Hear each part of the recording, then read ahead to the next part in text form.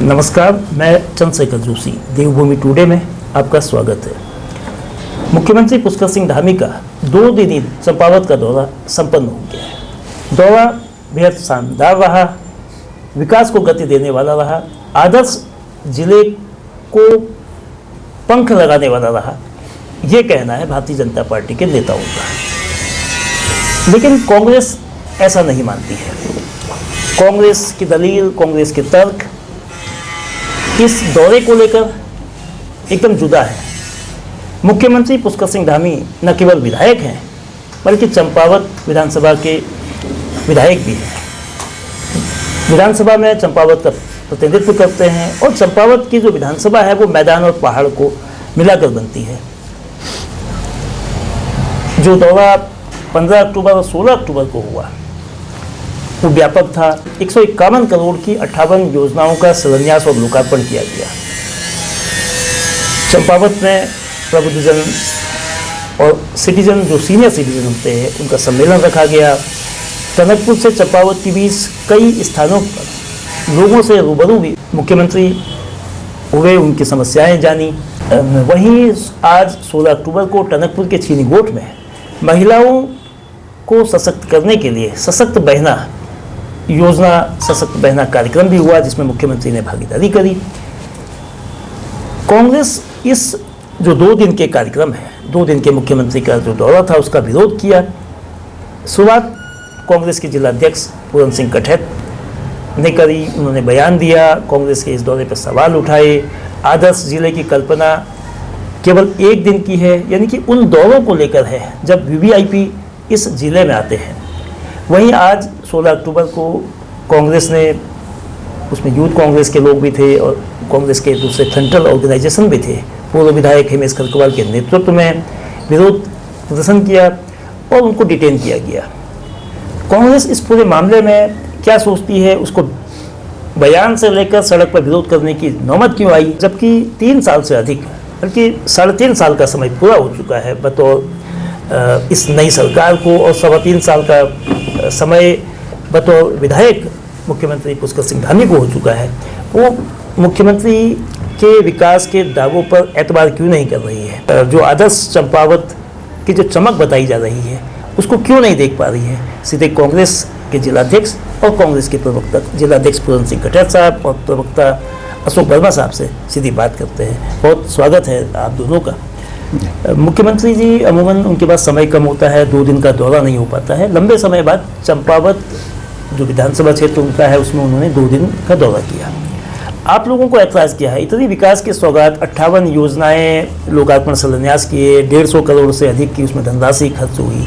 तो ये चंपावत को डेवलप करने के लिए, चंपावत को मॉडल और मॉडर्न बनाने के लिए ये सब किया जा रहा है, ऐसा बीजेपी का दावा है। तो आप क्यों उस पर मीन मेक निकाल रहे हैं?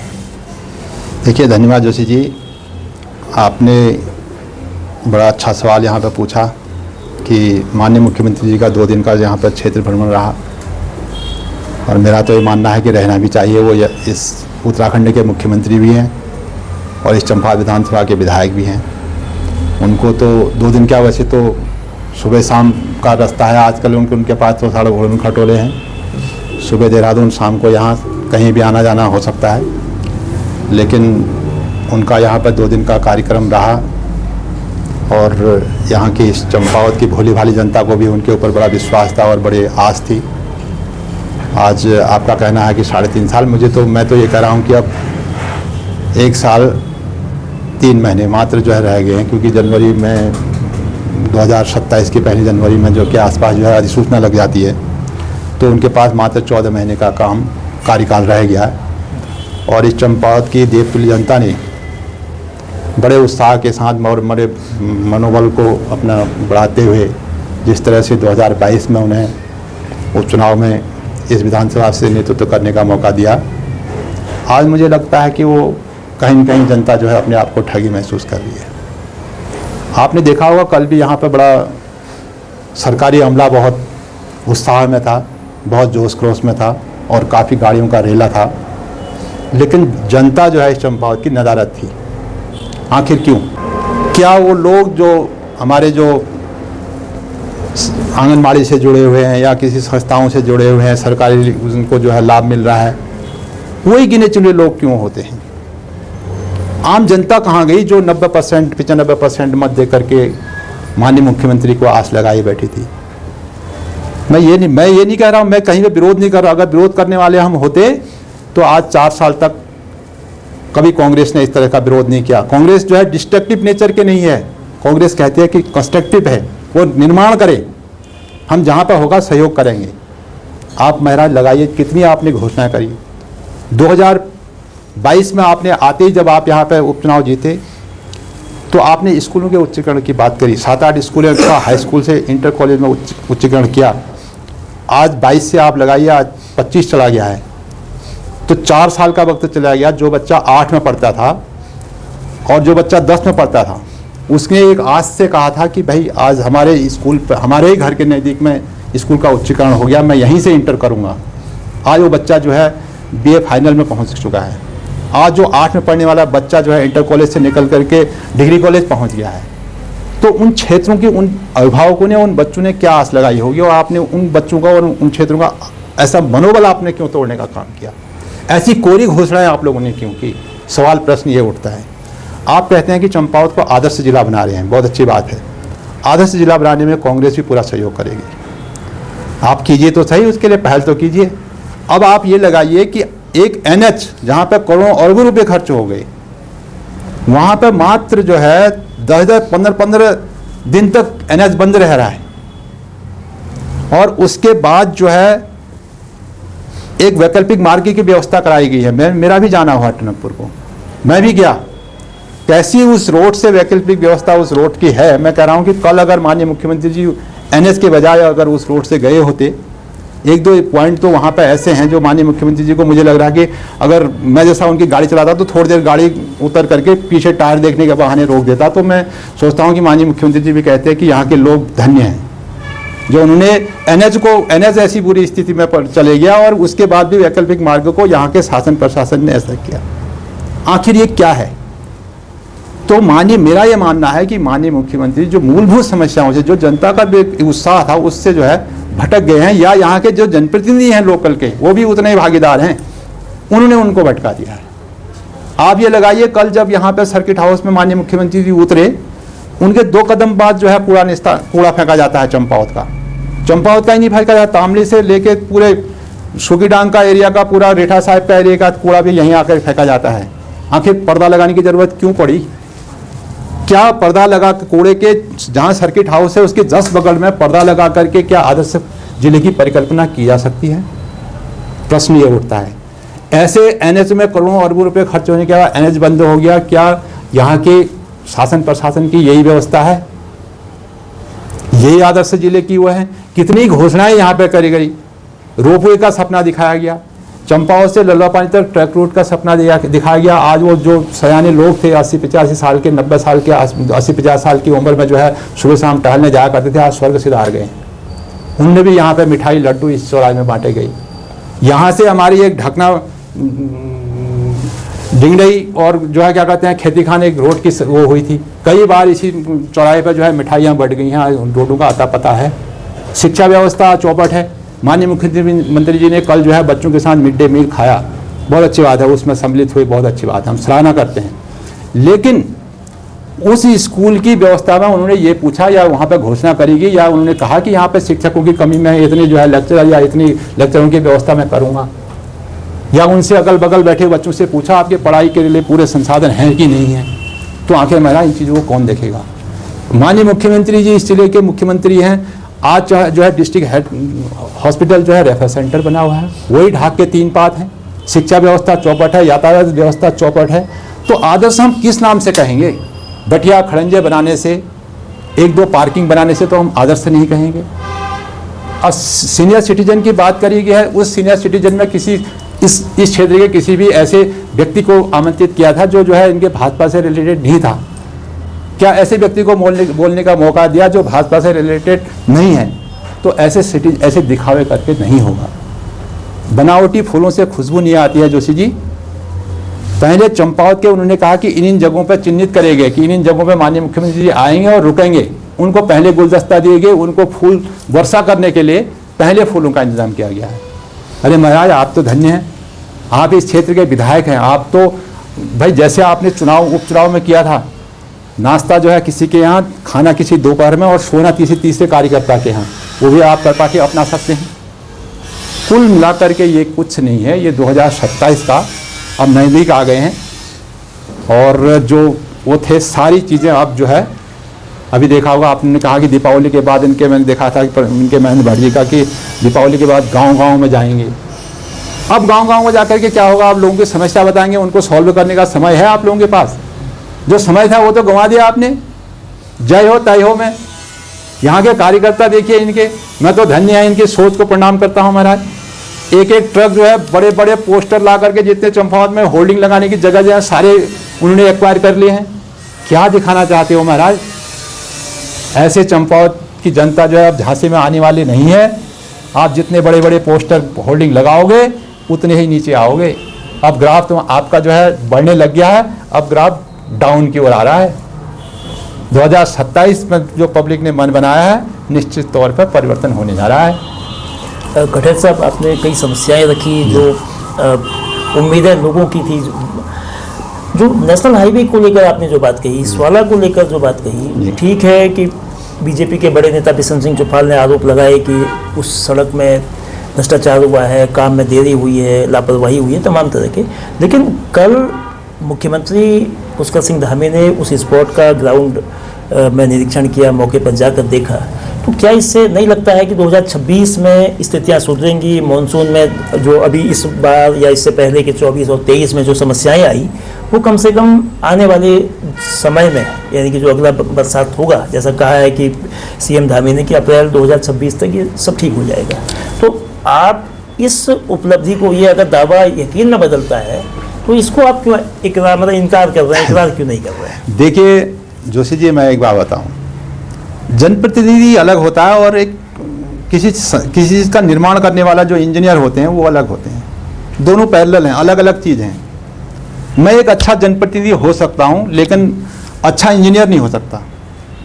आप ये बताइए कि आज से साल भर पहले भी तो 18 दिन बंद रही थी, तब जो है इस उत्तराखंड के जो सबसे बड़े इंजीनियर होते हैं वो इंजीनियर यहाँ पर आए थे। रोडों का निर्माण है और किसी को जो बिगड़ रही है उस चीज़ को ठीक करने का काम किसका है? इंजीनियरों का काम है ना। इंजीनियर पढ़ाई करके आए हैं, 5-5, 10-10 साल लगा के आए हैं, और जनप्रतिनिधि अपने जनता का काम करने के लिए, जनसेवक का काम करने का काम करके आए हैं। वो भी ग्राम प्रधान से लेकर मुख्यमंत्री तक बने रहते हैं। उनका अलग सिस्टम है और इंजीनियरिंग का अलग सिस्टम है। तो मैं ये कह रहा हूँ कि माननीय मुख्यमंत्री के जाने से वहाँ पे कौन सी स्थितियाँ में सुधार होगा, जब वहाँ के सबसे बड़े इंजीनियर, चीफ इंजीनियर आकर के यहाँ पर आकर के देख गए, उन्होंने प्रपाठी को देख गया। तो उसके बाद भी तो पिछली बार 18 दिन बंद रही, इस बार जो है 12 दिन बंद रही। जब तक यहाँ के जो इंजीनियर हैं, जो यहाँ का प्रशासन है, जब तक उसमें जो है एक रेगुलर उसमें वो काम नहीं करेंगे, तब तक उस जगह का सुधार होना बिल्कुल नहीं है। अगर इसको ये लगा लीजिए आज बरसात का समय चले गया है, उसके बाद ये सारे सो जाएंगे, मेरा ऐसा मानना है। क्योंकि पिछली बार भी ऐसा ही किया गया, पूरे साल भर सोए रहे, एक जैसे भी उन्होंने लगाई, ऊपर से मिट्टी बोल्डर गिराते रहे टाइम में। और उसके बाद जैसे ये बरसात का सीजन आया 15 जून के आसपास से, उससे 10-15-20 दिन पहले से एक थोड़ी सी 15-20 मीटर की वॉल लगाने का काम किया। वो जब इंजीनियर आए थे, इनके बड़ी पूरी जो उत्तराखंड के सारे सबसे बड़े इंजीनियर होते हैं, सारे वो पहुँचे थे। लेकिन उसके बाद भी ढाक के 3 पात हुए। मुझे नहीं लगता कि ये जो है इतने टाइम से करने के बाद कहीं पर वो हो। अब दूसरी बात ये आती है साहब, एक वैकल्पिक मार्ग की व्यवस्था थी। अगर यहाँ के प्रशासन भी तो देखिए ना, माननीय मुख्यमंत्री जी को वास्तविक स्थिति बताना ही नहीं चाहता। वो भी तो हमारे पहाड़ी परिवेश के हैं, युवा हैं, धाकड़ हैं, क्या क्या नाम उनको दिया जा रहा है। तो महाराज थोड़े से गड्ढे में जाकर क्या हो जाता है, तो रात भर टल्ले लगा रहे हैं। आखिर क्या मतलब, कोई 90-95 साल के थोड़े ना हमारे माननीय मुख्यमंत्री जी कि उनके गड्ढे में झटका लग जाएगा, कमर में, कहीं गले में, कहीं पर जो है वो कोई परेशानी होगी। वो तो हमारे युवा मुख्यमंत्री हैं, हमारा युवा प्रदेश है, युवा मुख्यमंत्री हैं। उनके लिए रात भर टल्ले लगाने की जरूरत क्या है? प्रशासन भी कहीं न कहीं इसमें पर्दा डालने की पूरी कोशिश है। उनको वास्तविक स्थिति से उनको बताना नहीं चाहते हैं यहाँ पर समस्या क्या है, ये हमारा मानना है। वर्मा साहब, आज कांग्रेस ने टनकपुर में विरोध किया, कई तरह के नारे लगाए और पेपर चोर के भी नारे लगाए, पेपर चोर गद्दी चोर। कांग्रेस को ये क्या हो गया है कि कभी वो कहती है कि वोट चोर गद्दी चोर, कभी पेपर चोर गद्दी चोर। 23 सितंबर को जब युवाओं ने विरोध प्रदर्शन चंपावत में भी किया था, 21 सितंबर की परीक्षा जो UKSSC की स्नातक स्तरीय परीक्षा थी, 7-8 दिन देहरादून में भी प्रोटेस्ट हुआ। और उस विरोध के बाद आप लोगों ने भी, कांग्रेस और UKD ने भी अलग अलग मंचों से विरोध किया, लेकिन पेपर लीक हुआ हो, नकल नहीं हुआ, ठीक है, बीजेपी पहले नहीं मान रही थी, इसको नकल जिहाद मान रही थी, बाद में उसने संशोधन किया, अपनी गलती को शायद स्वीकारा होगा या युवाओं की बात को माना होगा। परीक्षा भी अभी निरस्त हो गई है। उससे पहले CBI जांच की बात SIT में उन्हें मानी, SIT बनाई। तो जब वो सब मान रही है तो फिर अब कांग्रेस जो विरोध कर रही है कि पेपर चोर गद्दी छोड़ी, इसका मतलब क्या है? क्या उन्हें नहीं लगता है कि कांग्रेस जो बीजेपी का मौजूदा राज है उसमें पेपर प्रतियोगी परीक्षाएं निष्पक्ष रूप से होंगी, बच्चे अपनी मेहनत आगे नहीं बढ़ पाएंगे? आपको क्यों ऐसा नौबत आ रही है आप लोगों की? धन्यवाद जोशी जी। सबसे बड़ी बात तो यह है कि ये नौकरी देना ही नहीं चाहते। और जहाँ तक कि पेपर लीक का सवाल है, इसमें इनके ही लोग इन्वॉल्व हैं। ये हमारे नवयुवकों को रोजगार नहीं देना चाहते हैं। एक जगह कहते हैं कि ये नकल थी और वहाँ दूसरी जगह जाकर CBI जांच की बात करते हैं। अगर वहाँ पर पेपर लीक नहीं हुआ तो CBI जांच कराने की क्या आवश्यकता है? और दूसरी बात, आज ये पहला मौका नहीं है कि पेपर लीक हुआ। जब से इनकी सरकार बनी है तब से लगातार पेपर लीक हो रहे हैं। बच्चों को, जो बच्चा 5-5 साल 10-10 साल पढ़ाई कर रहा है इन प्रतियोगी परीक्षाओं के लिए, उन्हें लास्ट में जाकर पेपर लीक होने के बाद उनका कितना बड़ा दिल टूटता है। वो माता पिता क्या करेंगे जो अपने बच्चे को बेरोजगार देखते हुए सामने खड़ा रहता है, मेहनत करता है, बाप मजदूरी करते हैं और बड़ी मुश्किल से उनको वो इस पेपर के लायक बनाते हैं, देने लायक। हाकम सिंह इनका ही आदमी है।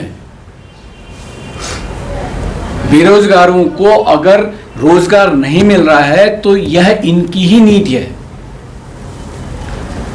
विज्ञप्ति निकालिए, बच्चों से फॉर्म भराइए, दुनिया भर के पेपर वो फार्मों में लगते हैं, दुनिया भर की इनकम इनके आदमियों की होती है।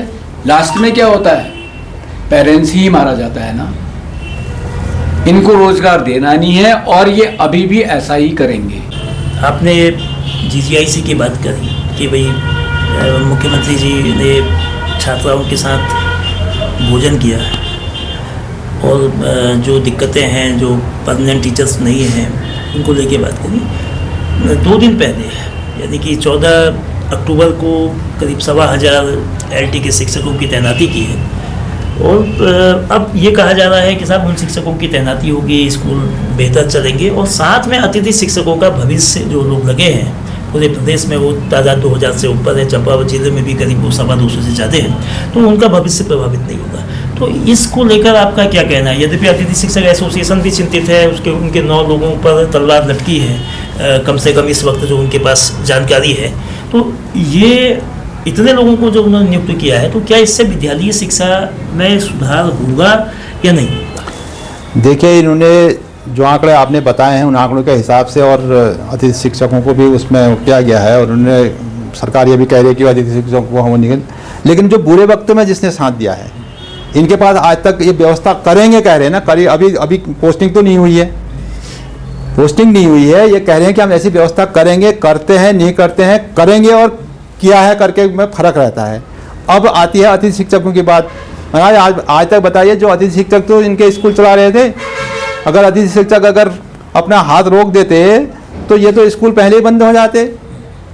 तो ऐसी स्थिति में मुझे नहीं लगता कि ये जो है, पहले तो इन्होंने पूरा मंथन करना चाहिए कि ये पूरा सिस्टम हमारा कैसे होगा। अभी इन्होंने नया एक बना रखा कि 15 किलोमीटर की रेंज वाले स्कूल सारे हम एक ही सेंटर बनाएंगे, सारे स्कूलों को बंद करने की क्या पॉलिसी है, क्या वो है।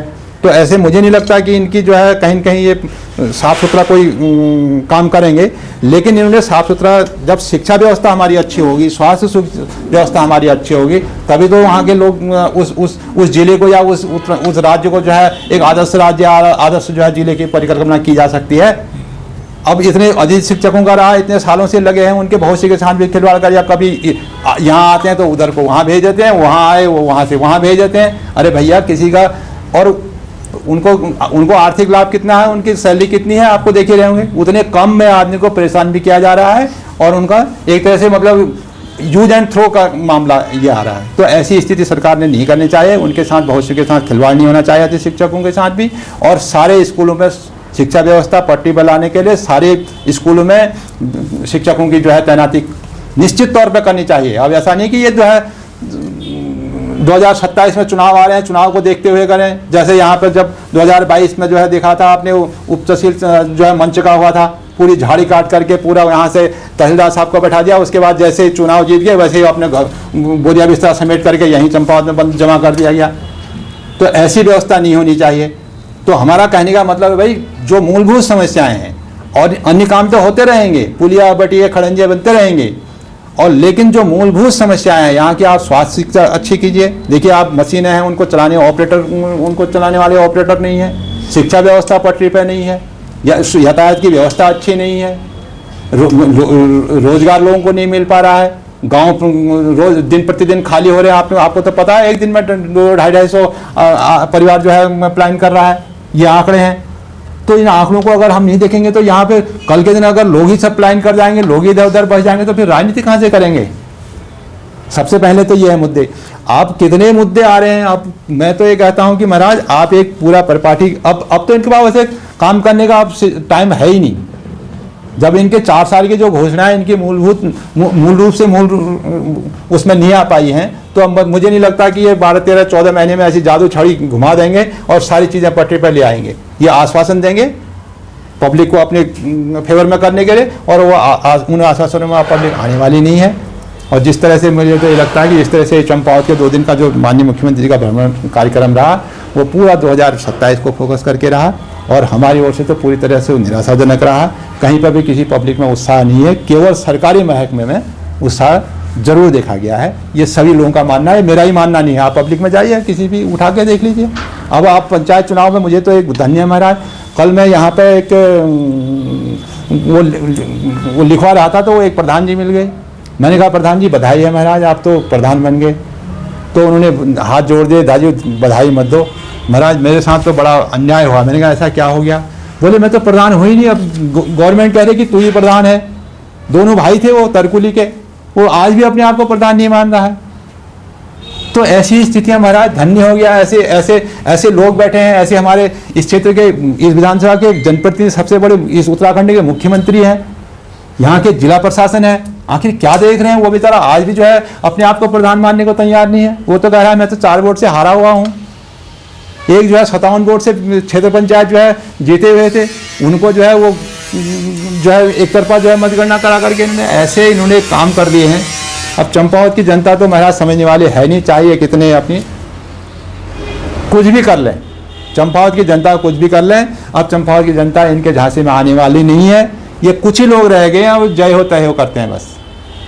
और वही माननीय मुख्यमंत्री जी को भी जो है, जो काम करने का जो कहते हैं धाकड़ धामी है, पता नहीं धाकड़ जी को क्या क्या बना देते हैं ये लोग। इन लोग खुद ही मतलब मेरे समझ से परे है जोशी जी। कांग्रेस की सारी नजरें 2027 के चुनाव की लगती है कि है। कांग्रेस ऐसा क्यों कहती है कि 2027 में बीजेपी को जनता जवाब देगी? भारतीय जनता पार्टी संगठनात्मक रूप से मजबूत है, उसका दावा है कि वो पूरे प्रदेश में, केवल चंपावत को ही आदर्श नहीं बना रही है, पूरे प्रदेश को एक नई दिशा दे रही है। यूसीसी को वो ला रही है, डेमोक्रेटिक चेंज की वो बात कर रही है, तमाम नेशनल इशूज को वो इस प्रदेश में अमल में ला रही है। तो ऐसे में बीजेपी बैकफुट पे आएगी, बीजेपी को जनता जवाब देगी, ये कहने का कांग्रेस का आधार क्या है? केवल आरोप लगा के कांग्रेस इस बात को कहना चाह रही है। देखो, आरोप कोई किसी को नहीं कहता है। हाथ कंगन को आरसी क्या, पढ़े लिखे को फारसी क्या कहते हैं? आप ये बताइए साहब, कोई भी काम आप देख लीजिए ना, आज भ्रष्टाचार की पूरी लूट मची हुई है पूरे उत्तराखंड में। हम नहीं कह रहे हैं, इन्हीं के जो है सांसद और इन्हीं के विधायक कह रहे हैं। खुद जो है टिप्परों को रुकवा करके, ट्रैक्टरों को रुकवा करके प्रशासन को फ़ोन कर रहे हैं, देखो भाई ये चोरी का माल जा रहा है, यहाँ पे खनन हो रहा है, यहाँ पे अवैध खनन हो रहा है। और यहाँ और तो छोड़िए, देश की जो है संसद में तक यहाँ के सांसद जी ने प्रश्न उठाया कि उत्तराखंड में जो है खनन को हो रहा है। अब पेपर लीक का मामला है, पेपर लीक में जो है इनके ही जो है प्रदेश अध्यक्ष कहते हैं कि ये तो जो है पेपर लीक तो है ही नहीं, यहाँ तो जो है बच्चे तो हैं ही नहीं, यहाँ तो कोई अन्य कोई पार्टी के लोग इसमें बैठे हुए हैं। और वहीं पर दूसरी जगह से जो माननीय मुख्यमंत्री जी उसी पंडाल में जाते हैं, बच्चों को कहते हैं कि भाई हम जो है क्या कहते हैं, इसमें SIT जांच की संस्तुति करते हैं, और जो भी आपकी मांग है पेपर निरस्त करने की बात है उसमें भी हम जो है कार्रवाई करेंगे। आज उन्होंने पेपर भी निरस्त कर दिया है। कल ही मैं सुन रहा था वो कह रहे थे कि ये तो नकल है। अरे भाई, जब नकल है तो फिर SIT जांच करने की और क्या कहते हैं CBI जांच करने की बात ही कहाँ उठती है? किसी नकल के तो जो बच्चा नकल कर रहा था उसको हटा देते, और आपने पेपर रिजेक्ट क्यों करा? जब आप कहते हैं कि भाई ये जो है नकल थी तो आपने पेपर रिजेक्ट क्यों करा?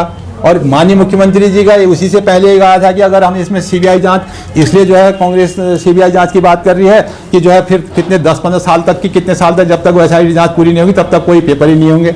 जब 15 साल तक पेपर ही नहीं होंगे कह दिया, तो फिर CBI जांच की आपने संस्तुति क्यों की गई?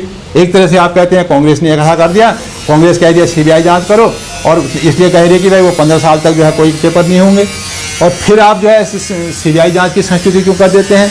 नकल है कह देते हैं तो पेपर भी रिजेक्ट करा देते हैं। आखिर ये दोहरा मापदंड अब चलने वाला नहीं है। ये उत्तराखंड की जनता, आप क्राइम कितने हो रहे हैं आप लगा लीजिए, जितनी आज महिलाएं कहीं सुरक्षित नहीं है तो जितने सारे लोग हैं इनके लोग इन्वॉल्व हो रहे हैं। अब जब ग्राफ डाउन आता है ना तो उसको फिर कोई रोक नहीं पाता है। इनका ग्राफ जो है 10 साल में अति हो गई है, अति की इति होनी जरूरी है, और निश्चित तौर पर कहीं पे कोई ऐसे वो नहीं है कि इनकी सरकार जो है रिपीट होने की स्थिति में। अब कांग्रेस की सरकार आनी है, 100% कांग्रेस की सरकार आएगी 2027 में। बहुत धन्यवाद कठेर साहब, वर्मा साहब। दरअसल मुख्यमंत्री पुष्कर सिंह धामी का जो 2 दिनी दौरा था बकौल बीजेपी विकास शिखर पे है। 58 विकास योजनाएं लोकार्पण और शिलान्यास किए हैं, कुछ योजनाओं का शुभारंभ किया गया है, कुछ योजनाएं पूरी हुई हैं। 151 करोड़ रुपए की लागत की वो ये योजनाएं हैं। लेकिन जो दावे सरकार कर रही है, जो दावे भारतीय जनता पार्टी के पदाधिकारी कर रहे हैं, उन दावों पर कांग्रेस सवाल खड़ा कर रही है। पूरे प्रदेश की जो भी स्थिति है इस वक्त, कुमाऊं में के अल्मोड़ा जिले के चौखटिया में भी एक आंदोलन चल रहा है स्वास्थ्य सेवाओं को लेकर। उस आंदोलन की परिणति, उनकी मांगों की सुनवाई हो रही है। और कुछ दिन पहले करीब 1 हफ्ते तक चंपावत में भी चंपावत विकास एवं संघर्ष समिति ने आंदोलन किया था। 14 सूत्री मांगें थी। अलबत्ता कल 15 अक्टूबर को आंदोलन उन्होंने स्थगित कर दिया है दिवाली के मद्देनजर। चंपावत जिले की जो सार्वजनिक सेहत है, पब्लिक हेल्थ है, उसमें आज की तारीख में एक भी कार्डियोलॉजिस्ट नहीं है। पर्वतीय क्षेत्र में खासतौर पर ठंडे के मौसम में हार्ट रिलेटेड दिक्कतें व्यापक रूप में होती हैं, लेकिन कार्डियोलॉजिस्ट इसलिए नहीं है कि वो पद ही सैंक्शन नहीं है, यानी कि उसके होने की निकट भविष्य में कोई संभावना है ही नहीं। जबकि यही पद 5 साल पहले तक, जब इंडियन पब्लिक हेल्थ सिस्टम एक नया जो स्वास्थ्य मानक आए, उससे पहले तक वो व्यवस्थाएं बनी थी। शिक्षा को लेकर बात कही गई, ITI अभी भी 5 ITI बंद हैं। इसी विधानसभा में बंदसा का ITI बंद है। मंच के ITI के बच्चे चंपावत में पढ़ रहे हैं। इस जिले में भिंगराड़ा, बालाकोट और 1, 2, 3 और ITI बंद है। चंपावत GGIC जहां कार्यक्रम रखा गया था, जो भारतीय जनता पार्टी का चंपावत विधानसभा क्षेत्र का सम्मेलन था, उस स्थान की जो एजुकेशन की व्यवस्था है GGIC, जो PM श्री GGIC है, उसमें प्रिंसिपल 7.5 साल से नहीं है। अप्रैल 2018 से प्रिंसिपल नहीं है, सिर्फ एक लेक्चरर है होम साइंस की। ऐसी स्थिति में शिक्षा की जो बात की जा रही है, कल मुख्यमंत्री पुष्कर सिंह धामी ने एक नेक काम, एक अच्छा काम किया, छात्राओं के साथ भोजन किया, और अंदर क्या हुआ ये बात बाहर नहीं आई है। लेकिन उम्मीद ये करते हैं कि छात्राओं से उनकी पढ़ाई, उनके भविष्य के साथ उस विद्यालय की आवश्यकताओं को लेकर भी मुख्यमंत्री ने जरूर पूछा होगा, और उस आवश्यकता को, उस कमी को वो दूर करेंगे। और ऐसा अगर वो करते हैं, कम से कम ये दौरा उनका इस मायने में कि GGIC की जो लंबे समय से समस्या आ रही है, जिला मुख्यालय का GGIC है, ऐसे बहुत सारे सेंटर हैं, ऐसी बहुत सारी इशूज हैं जिनको न केवल कांग्रेस, न केवल विपक्ष, बल्कि लोग भी पूछ रहे हैं। और ये सवाल इन समस्याओं के समाधान क्या ये दौरा देगा? जो युवाओं की बात अभी वर्मा साहब ने करी, नौकरी की जो बात करी है, नौकरी निष्पक्ष हो भी और निष्पक्ष होने के साथ निष्पक्ष दिखे भी।